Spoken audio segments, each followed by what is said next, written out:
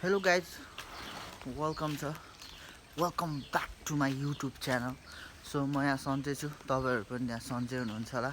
So आज चाहिँ बिहान नभनौँ, आज चाहिँ म उठेर अनि हल्का कामहरु गरेर यसो बजारतिर निस्किन लाग्यो।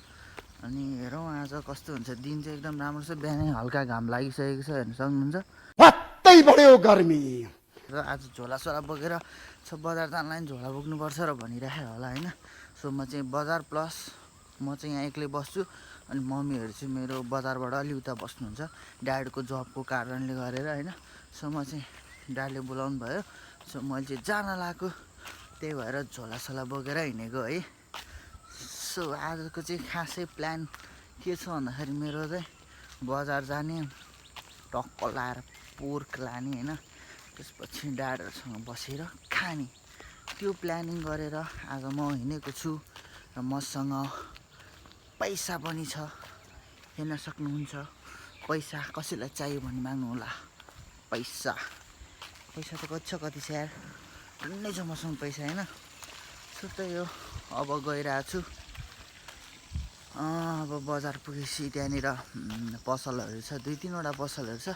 अब हेरौँ भने जस्तो मासु कहाँ पाउँछ, त्यहाँबाट ठक्क मासु लिएर अनि ड्याङ्गसँग हामी चाहिँ म्याजिक नभए बसमा जानुपर्ने हुन्छ। 10-15 मिनट 10 मिनट जस्तो लाग्छ होला। सो यस्तो राम्रो छ यहाँको मौसम, त घाम निस्किरहेको छ, पछाडि चाहिँ अलिक कालो भइरहेछ घाम नलागेको भएर। सो गाइस म चाहिँ सानो पोखरा चोक आइपुगेँ हैन। यो चाहिँ सानो पोखरा चोक भन्छ यसलाई चाहिँ। म यताबाट आएको, यो सानो पोखरा चोक भयो, यताबाट बजार जाने हो। त्यो लानुपर्छ आज, दामी होला। सो मैले चाहिँ मासु यहाँ भेट्यो, अब यहीँबाट मासु लिएर जान्छु, किनभने बजारबाट लानु परेन, यहीँबाट लान्छु। मलाई कस्तो हेरेको हजुर। सो रेडी हुँदैछ, टक्क लाएर झ्याप्प लाएर मिठो। यहाँ चाहिँ अलिकति गाडीहरूको साउन्डले गरेर अलिकति साउन्ड राम्रो आउँदैन हैन, गाडीहरूको साउन्डले गरेर। सो त्यही हो, कटिङ हुँदैछ गाइस, कटिङ। अब टक्क लाएर बोकेर झोला भनेर ल्यामा जाने, त्यही हो पारा। सो गाइस मैले चाहिँ मासु लिइसकेँ, मासु अब चाहिँ म जान लाग्ने यहाँबाट सुई जाने हो, अब केही गर्नु छैन। ल गाइजहरू, म चाहिँ बजारतिर चोकतिर जाँदैछु हिँडेर, किन भन्दाखेरि पैसा नभएर चाहिँ होइन, जो मैले भिडियो बनाउनलाई भिडियो पनि राम्रो बन्छ भनेर है गाइज, पैसा नभएर चाहिँ हिँड्दै गएको होइन म। सो म जाँदैछु, अलिकति क्यामेराले गरेर अलिकति नराम्रो हुन्छ। सो यो बाटो चाहिँ यो हो, अनि म यताबाट जाँदैछु। यता फर्केर किन भिडियो बनाएको भन्दाखेरि यताबाट चाहिँ सनलाइट आइरह नि त, सो क्यामेरा क्वालिटी चाहिँ बवाल थियो, त्यही भएर मैले यता फर्की भिडियो बनाएको। सो भेटिहाल्यो त गाइस, अब मासु पनि भेट्यो, मासु पनि भेट्यो, मासु। अब यहाँनिर भाग्ने कुरा त हुँदैन, दौडिने कुरा त हुँदैन। सो अब यस्तै गरी उल्टो हिँड्नु पर्ला जस्तो छ मलाई, किनभने यताबाट त कालो देख्छ, यताबाट कस्तो देख्छ थाहा छैन। यताबाट चाहिँ राम्रो देख्छ, मैले क्यामेरा चेक गरिसकेको छु। म चाहिँ गाइस बुद्ध चोक आइपुगेँ अहिले होइन। यो चाहिँ हेटौँडाको बुद्ध चोक हो, बिर्गन जाने बाटो भइहाल्यो, यताबाट चितवन जाने बाटो भइहाल्यो। अघि म यताबाट आएको होइन, त्यो चाहिँ बुद्ध चोक हो। सो म अहिले बुद्ध चोकमा छु। यहाँनिर अहिले त पसलहरू केही नै खुलेको छैन।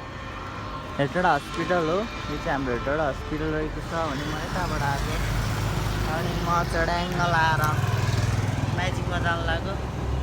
सो गइरहेको छु म्याजिकमा, एक्लै भयो फिल्डमा राधा जस्तो चाहिँ अब यस्तो यहाँ राखिदिनु, यहाँबाट देख्छ होला यस्तो।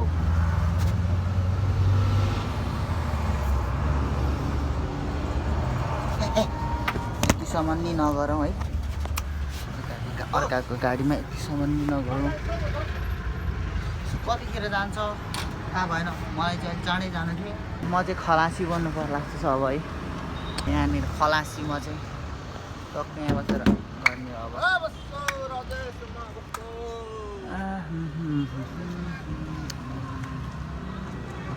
चाहिँ बाहिरतिर टुलिरहेको छु, अहिले चाहिँ घाम पनि लागिरहेछ। सो म्याजिकमा मान्छे जम्मा 2जना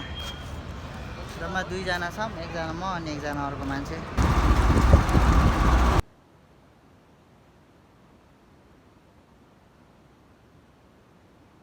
ल गाइज म चाहिँ टक्क लाएर यहाँ सानान्टार मैले भनेको ठाउँ यही हो।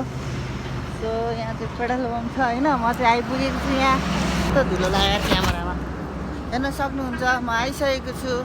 मेरो दाजुभाइ तथा मेरो दिदीबहिनीहरू यहाँ चाहिँ अलि गाडीहरू धेरै आउँछ के। गाडीहरू धेरै आउने भएर चाहिँ यस्तो भयो हो। मेरो भोइस अलिक सुन्दैन क्या, गाडीहरू अलिक धेरै आउँछ नि त। त्यही भएर बजार ठाउँमा चिच्चाएर बोल्न नि मिल्दैन नि त, मान्छेहरूले ऱ्याग हानिदिन्छ।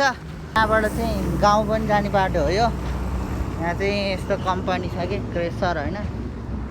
सो म चाहिँ आइपुगेँ।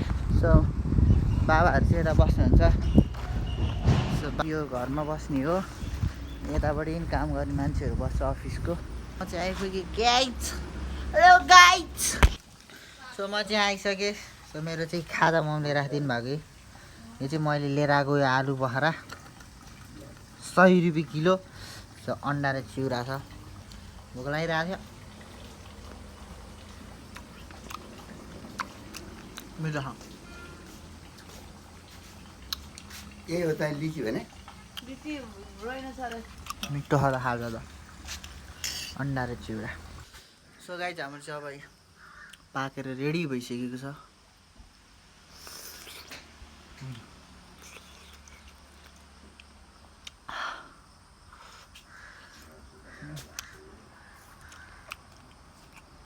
ना बा